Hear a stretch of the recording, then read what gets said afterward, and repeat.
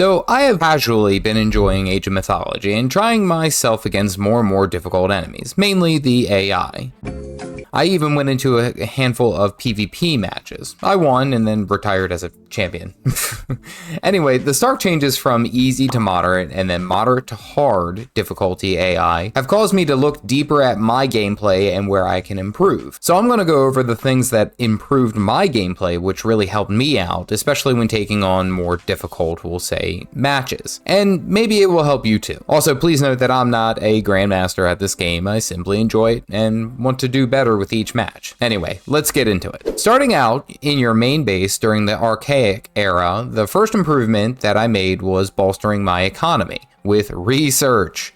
Typically, what I used to do was not even bother researching either hunting dogs or herd animal improvements, and this would just end up hindering me significantly because I would be behind by the time we were progressing into the classic era. I wouldn't have nearly as many villagers or very minimal resource production against a computer on hard difficulty. My mistake was thinking that the resources needed to be saved when in reality they should be used and should push heavier villager production first, as well as researching the improvements to make them more effective, especially in that Archaic era. So by the time that I'm ready in the classical era, I was already having a decent military production and my core infrastructure was booming. The next major mistake that I made really came with how I was dealing with units. I would focus too heavily on improvements instead of actually just creating the damn units themselves. Getting into the classic era, I would still be putting way too much time in my major upgrades, or even worse, fixing the infrastructure issues that I should have been mending during the initial Archaic era,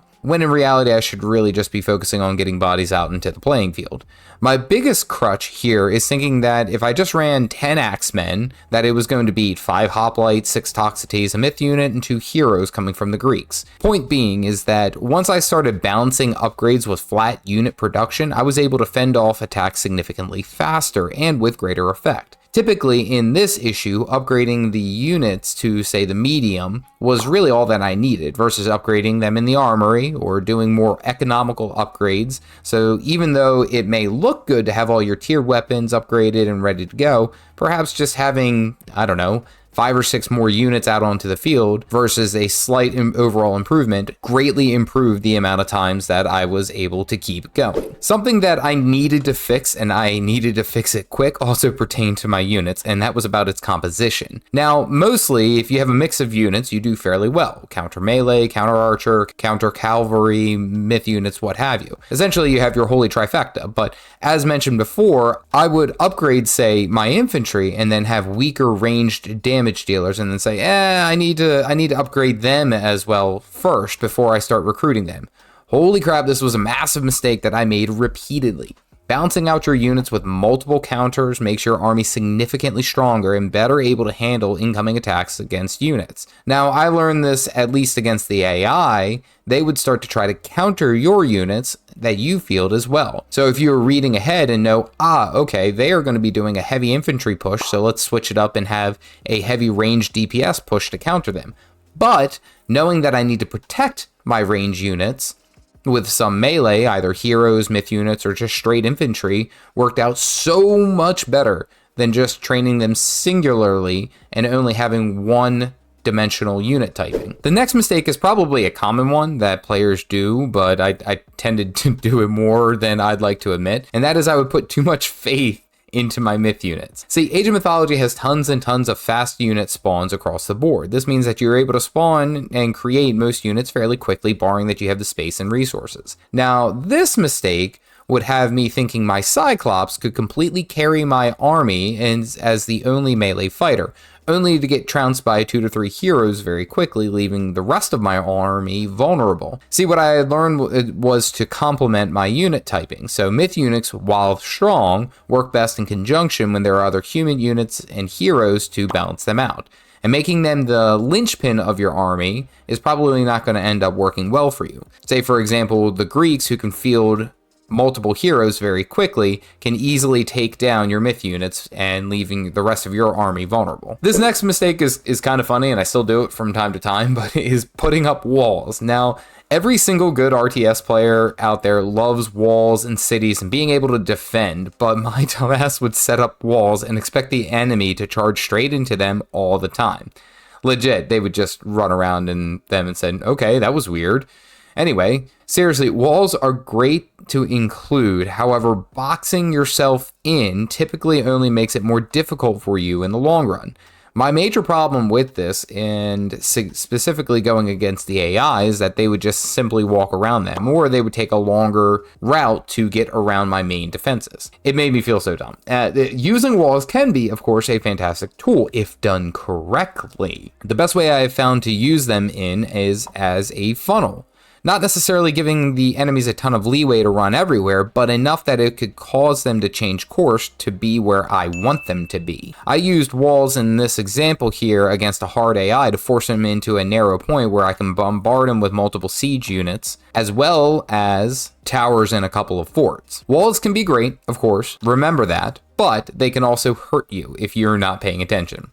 Okay, so everything is going well. Your economy is going great. Military is good. You're teching nicely, but when do you attack? This is something that I always tend to do in RTS games, and this is something I've been trying to actively improve, and it has helped, but I tend to play too passively. I know when I have the upper hand, and when I can pressure the enemy, I find myself simply sitting on the sidelines, not advancing the way that I should, even despite fending off an attack or having a god power ready to go. I suppose this is something that you will get a feeling as you play more matches and progress to your particular goal for victory, but pressing an attack when you can cause massive damage that can cripple the enemy significantly can end the match a lot faster. For example, pushing in after a successful defense to kill villagers or to slow down their economy is never a bad option, as it'll take them longer to get their economy back rolling and creating yourself a lead. Something paired with this thought is that every offensive attack needs to have tons of siege weapons to be successful. Looking at town centers or even forts, fortresses, citadels, what have you, you can actually push them down pretty quickly with the right units and a good amount of crushing damage. Many myth units actually, in fact, have good crushing damage when compared to hacking piercing. So even though it may only be the classic era and no access to catapults, you can still do some heavy damage and still push in on enemies fairly quickly. A painful mistake, but a mistake nonetheless, is not having a game plan going into a specific match. Now, to be sure, you are going to be able to bounce back and forth to handle whatever you are about to deal with as the map progresses. But having an overall game plan when it comes to your town will develop, where your resource nodes will be, and more importantly, being able to defend them against enemy attacks are crucial to winning. Now, the AI is fairly smart and will take contingents of units around the far side of the map to attack you where you are least expecting. So they will always actively be scouting, and eventually they will find your gold operation and probably try to attack it. Knowing this with proper vision or even proper defense is going to be your best friend, protecting your resources and asset generation, pushing later into the game. My recommendation is to either have a couple of units to stall out there, or perhaps even building a tower against a gold mine. Just add some extra defense. A crucial mistake I made came with god powers. I would just hold on to them for far too long. Now, some god powers are great in many different uses, but typically in a match, the ideal moment to utilize said power could come at you fast, and it's a bit more reactive than proactive. At first, I wouldn't try to do anything to stop the enemy's powers or even offer a counter, but something that I've been successfully able to do is to use my god powers to either counter theirs or activate mine quicker so that they are at a massive disadvantage. Almost like trading queens in chess. For example, when the Greek enemy used god powers, I used the Freya's Frost Blast, which stops enemies in their tracks for a very long time, basically removing all excess value from that power, a trade. To be sure, this is a specific case and not the norm for every match, but overall, moving and using god powers a bit more liberally has helped me out progress further and do better with my matches. Lastly, and probably the most important, is actually having knowledge of the other factions.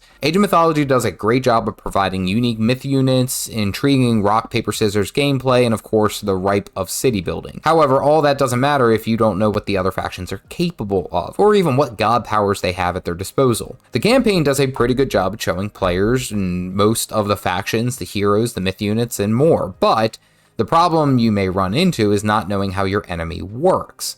Luckily, for the most part, most enemies have a simplistic structure without any terribly crazy bells and whistles. But not focusing down a myth unit that gets more powerful the more enemy it kills, the quicker that could become a massive problem. I suggest taking the time to look at all the different god powers and all the different unique bonuses, along with the myth units, to get a better understanding of how you can win in any given match. And that's something that I have massively improved on. If you are just getting into Age of Mythology and curious what the new player experience is like, click this video here. As always, stay caffeinated, folks.